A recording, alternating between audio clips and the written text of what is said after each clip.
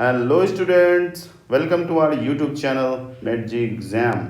और मैं हूं आपका अपना अविनाश सर। आज मैं एनटीए अभ्यास सीरीज को 10 लेके हाजिर हूं।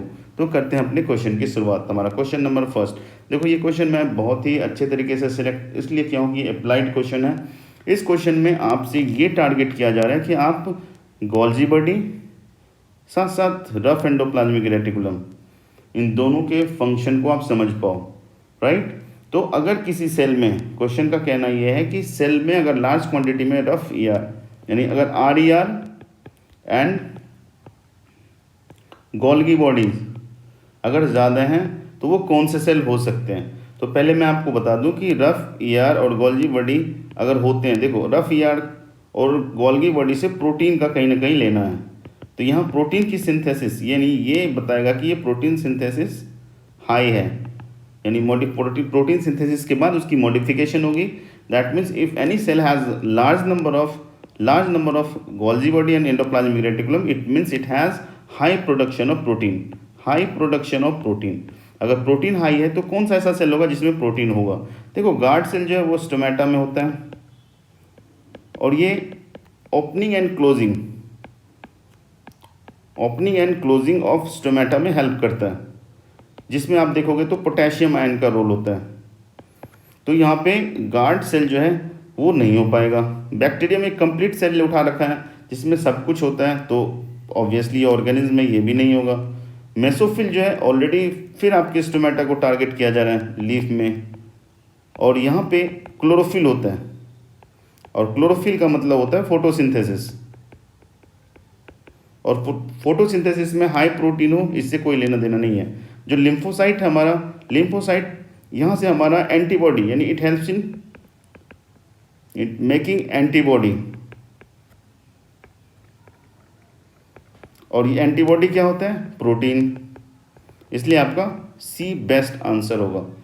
देखो क्वेश्चन नंबर सेकंड आपको सीड डोर्मेंसी से पूछा जा रहा है। देखो, सीड डोर्मेंसी प्लांट के लिए एक सेफ साइड है अपने आप को बचाने का। यानी डोर्मेंसी का मतलब है, डोर्मेंसी इसलिए वो करता है कि वो इसके पीछे जो रीज़न है, reason behind the viability of seed, क्या है, वायबिलिटी ऑफ सीड आगे वो नेक्स्ट जनरेशन में उसको ले जाएगा। तो देखो, अगर इमेच्योर एम्ब्रियो है तो अब ऑब्वियसली वो नेक्स्ट जनरेशन में नहीं जा सकता है, तो वो डोर्मेंसी को फॉलो कर लेगा। हार्ड सीड कोट, अगर सीड कोट हार्ड है तो वहाँ से वाटर का इम्बिबिशन नहीं हो पाएगा और वो स्वेलिंग नहीं होगी और जर्मिनेट नहीं करेगा। तो हार्ड सीड कोट वो क्रिएट कर लेता है।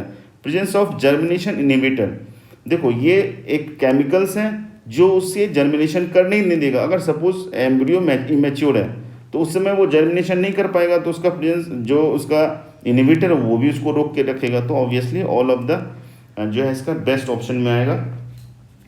नेक्स्ट क्वेश्चन, देखो ये एक नीट के पर्पज से मेडिकल के लिए सबसे ज़्यादा इंपॉर्टेंट सेक्शन में से एक है, नाइट्रोजन फिक्सेशन में से। पहले मैं इसके फॉर्मूले का, जो ये बहुत बच्चों को मैंने देखा है कि फॉर्मूले का नाम नहीं पता होता, तो इसे हम बोलेंगे नाइट्राइट, और NO3- को बोलेंगे नाइट्रेट। ऑब्वियसली आपके पास ऑक्सीजन एडिशन हो रहा है, यानी कि this process is undergo oxidation, right. अब क्या जा रहा है कि नाइट्राइट से नाइट्रेट किसके प्रेजेंस में बनता है। तो मैं आपको इसका एक इन्फॉर्मेशन देता हूँ कि अगर अमोनिया से आप NO2- यानी कि नाइट्राइट बनाते हो, तो यहाँ पे जो बैक्टीरिया यूज होगा वो होगा नाइट्रोसोमोनास एंड नाइट्रोसोकोकस। और ये जो प्रोसेस है जहाँ नाइट्राइट से आप नाइट्रेट बना रहे हो ऑक्सीडेशन से, यहाँ पे नाइट्रोबैक्टर। अगर आप मेरे रैंक बूस्टर सीरीज को देखोगे तो मैं वहाँ पे ये कंप्लीट सीरीज को समझा रखा हूँ, और मैंने N³ ट्रिक भी दे रखा था, क्योंकि नाइट्रोसोमोनास, नाइट्रोकोकस और नाइट्रोबैक्टर, राइट। हाँ, एक और इन्फॉर्मेशन आप कर लो, जो अगर डीनाइट्रिफिकेशन हम करते हैं, डीनाइट्रिफिकेशन में यानी कि वापस फिर से ये सारी चीज़ नाइट्रोजन में एटमॉस्फेयर में कन्वर्ट हो जाएंगे, और उसमें हमारा जो बैक्टीरिया आएगा वो होगा थियोबैसिलस एंड स्यूडोमोनास। सारे क्वेश्चन नीट में पूछे हुए हैं, इसलिए आप इन सब क्वेश्चन को इग्नोर नहीं करोगे, और ये नाइट्रोजन साइकिल तो कंप्लीट अच्छे तरीके से आप करोगे, राइट। नेक्स्ट क्वेश्चन हमारे एक जो प्लांट फिजियोलॉजी के टर्म्स में ये क्वेश्चन को मैंने सेलेक्ट किया है और बहुत ही इंपॉर्टेंट है, क्योंकि कोई जरूरी नहीं है कि आप कंप्लीट एनर्जी साइकिल याद रखो। क्वेश्चन अगर ऐसे भी आप याद रखते हो तो कुछ क्वेश्चन क्लिक होंगे। देखो इस क्वेश्चन में कहा जा रहा है कि मैक्सिमम अमाउंट ऑफ एटीपी और aerobic breakdown of 1 molecule of glucose. तो मैं आपको बता दूं, जो ग्लाइकोलिसिस होंगे उसमें 2 एटीपी, जो क्रेब साइकिल होंगे उसमें 4 एटीपी, और जो ईटीएस होंगे इलेक्ट्रॉन ट्रांसपोर्ट चेन 34 एटीपी। तो आप खुद बताओ किसको क्लिक करोगे, तो आपका थर्ड ऑप्शन बेस्ट जाएगा। मैंने औरों के लिए भी ऑप्शन डाल दिया जहाँ भी जितनी एनर्जी का कन्वर्जन हो रहा है। नेक्स्ट क्वेश्चन, फिर मैंने प्लांट फिजियोलॉजी को टारगेट किया है। देखो अभ्यास ऐप में प्लांट फिजियोलॉजी के बिल्कुल अप्लाइड क्वेश्चन को टारगेट किया जा रहा है, इसलिए मैं ये क्वेश्चन को यूज़ कर रहा हूँ आपके लिए। आप इस पर कंप्लीट जो है प्रैक्टिस करोगे। देखो बायो कैटलिस्ट के लिए यानी इंजाइमेटिकल ये क्वेश्चन है, इंजाइम से रिलेटेड क्वेश्चन पूछा जा रहा है। मैं इस क्वेश्चन को आपको बनाने के लिए टाइम दे रहा हूँ, आप इसमें बनाओ। जो connecting link glycolysis Krebs cycle का बताया जा रहा है, मैं आपको एक इन्फॉर्मेशन तब तक लिख रहा हूँ, ठीक है। जो 2 मॉलिक्यूल ऑफ पायरुवेट वो होगा फॉर्म बाय द ग्लाइकोलिसिस, यानी ग्लाइकोलिटिक रिएक्शन में 2 मॉलिक्यूल पायरुवेट होगा फॉर्म। अब देखो वो जो पायरुवेट है वो हमारे माइटोकॉन्ड्रिया के मैट्रिक्स में इंटर कर जाएगा, यानी ये माइटोकॉन्ड्रिया, सपोज ये माइटोकॉन्ड्रिया है, इसमें 2 मॉलिक्यूल, ये 2 मॉलिक्यूल जो पायरुवेट है वो एंटर कर गया माइटोकॉन्ड्रिया का, ये मैट्रिक्स है। और यहाँ पे ये कन्वर्ट हो जाएगा एसिटाइल को ए, ठीक है। देखो इस प्रोसेस को हम क्या बोलेंगे, इस प्रोसेस को बोलेंगे ऑक्सीडेटिव डीकार्बोक्सिलेशन, ऑक्सीडेटिव डीकार्बोक्सिलेशन। और जो इसमें एंजाइम यूज होगा, ऑब्वियसली आप देख लो पायरुवेट से रिलेटेड कर रहे हो, तो पायरुवेट डिहाइड्रोजिनेट, पायरुवेट डिहाइड्रोजिनेज। तो आप ऑप्शन ढूंढ लो, सी ऑप्शन आपका आ रहा है। देखो next question, one of the very important part of plant physiology. देखो इसको मैं ये भी बता दूं कि पुराने बुक से नए बुक में काफ़ी चीज़ों को इसने चेंज किया। कीमोस्मोटिक थ्योरी जो पीटर मिकेल का कीमोस्मोटिक थ्योरी है, कीमोस्मोटिक थ्योरी का क्वेश्चन है। तो मैं पहले आपको बता दूं कि इस क्वेश्चन में क्या है कि जैसे देखो थाइलेक्वाइड है, थाइलेक्वाइड का देखो ये ल्यूमेन होता है। सपोज यहाँ वाटर है और वाटर की स्प्लिटिंग होगी तो H+ और OH- में ब्रेक होगी, तो देखो H+ को हम क्या बोलते हैं, प्रोटॉन, ठीक है। तो ये स्प्लिटिंग सारी यहीं पे होएगी, तो H+ का एक्युमुलेशन कहाँ पे होगा, इसी जगह पे। और इस रीजन को हम क्या बोल रहे हैं, ल्यूमेन ऑफ थाइलेक्वाइड। यानी कि इस क्वेश्चन को दूसरे तरीके से पूछे कि किस कौन से रीजन में ज़्यादा प्रोटॉन होगा या लो पीएच होगा, इसको लो पीएच भी बोल सकते हैं या मोर एसिडिक भी बोल सकते हैं, सब पे क्वेश्चन आ रखा है। तो आप ल्यूमेन ऑफ थाइलेक्वाइड में जाओगे। देखो अब नेक्स्ट क्वेश्चन जो है काफ़ी अच्छे क्वेश्चन में से एक है, आप इस क्वेश्चन को तब तक रीड करो, थोड़ी देर आप टाइम दो अपने आप को। अप्लाइड क्वेश्चन है। देखो कह रहा है कि इसमें से कौन सा रेस्पिरेटरी सिस्टम में देखा जा रहा है। अब देखो जो नहीं देखा जा रहा है हम उसे पहले एलिमिनेट करते हैं, राइट। यानी कि आप एलिमिनेशन राउंड भी रखो। मैं 4th पॉइंट को पहले पढ़ना चाहता हूँ। Trachea and bronchi are supported by circles of cartilage. देखो सबसे पहले कि ये सर्किल नहीं होगा, सेमी सर्कल होता है, हाफ, ये सेमी सर्कल होता है, तो सर्कल की वजह से इसको हटाओ। तो 4th ऑप्शन जहाँ जहाँ आ रहा है आप उसको एलिमिनेट कर सकते हो। देखो अब आपके पास A एंड B बचा, यानी फर्स्ट सेकेंड थर्ड।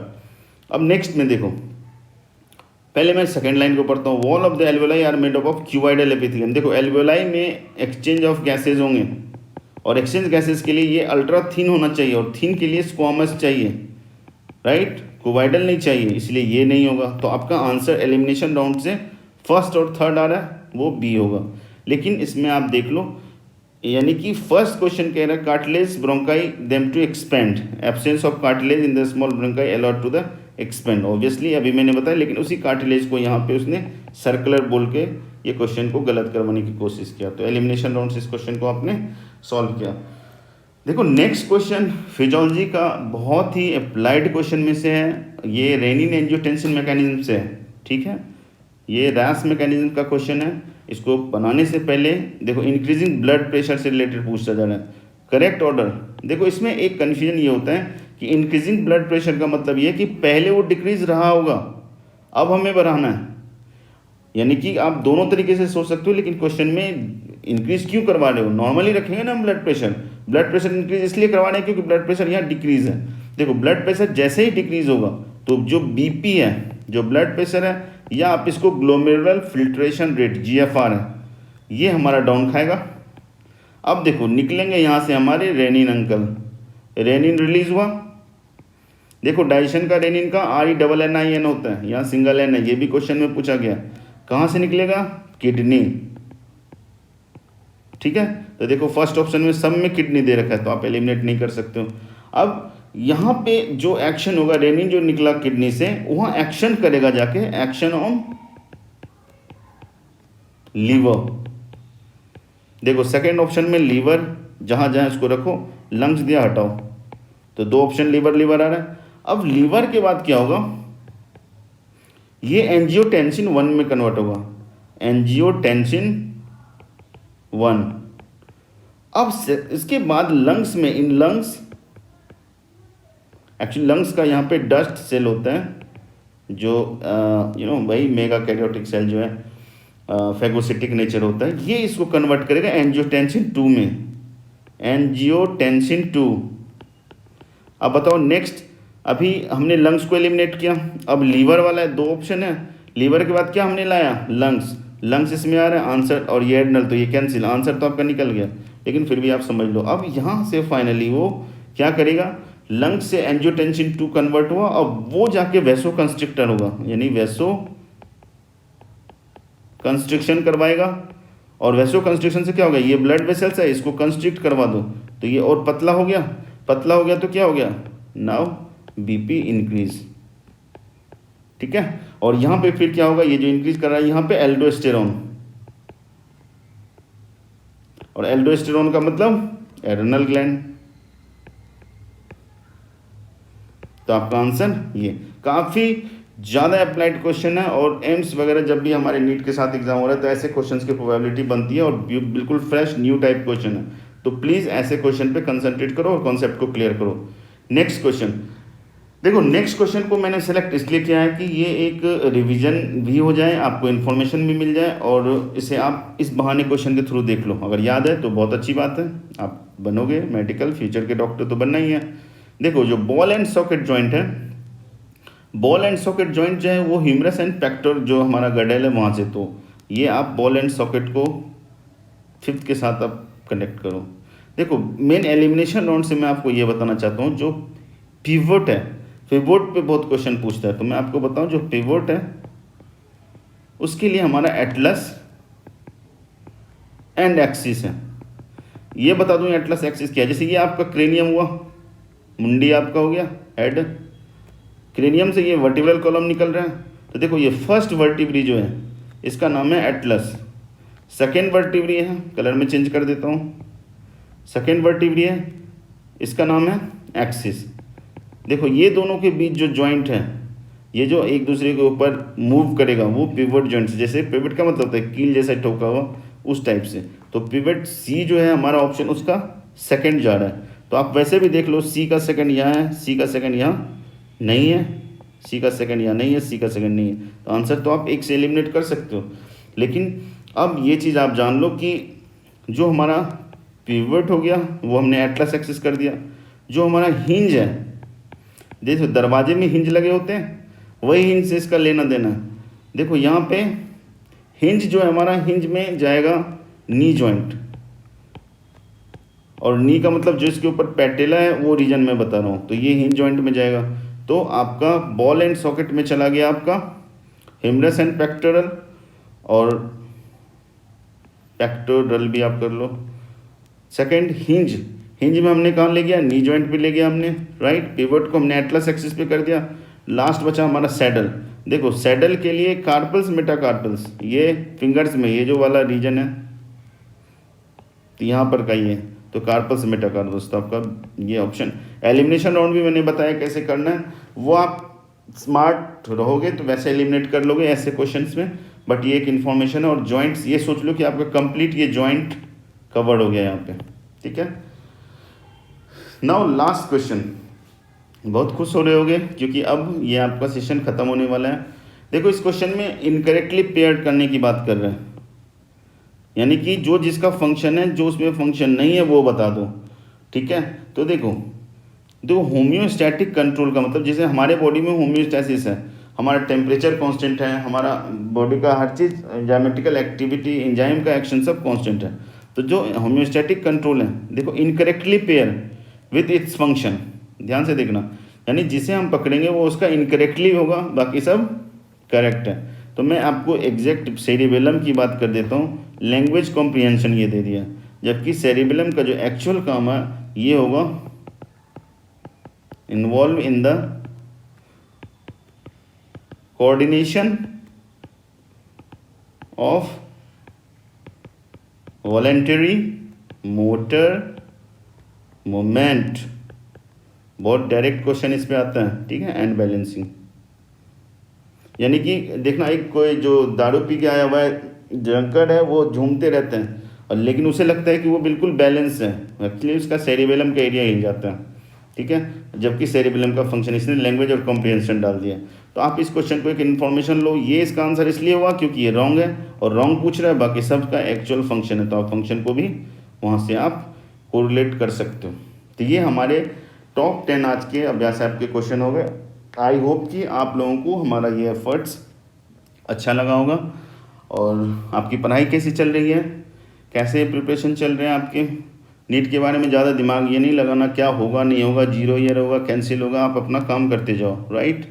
और अगर हमारा ये एफर्ट आपको अच्छा लगा तो literally at least like share and subscribe और मन लगा के पढ़ो। ओके।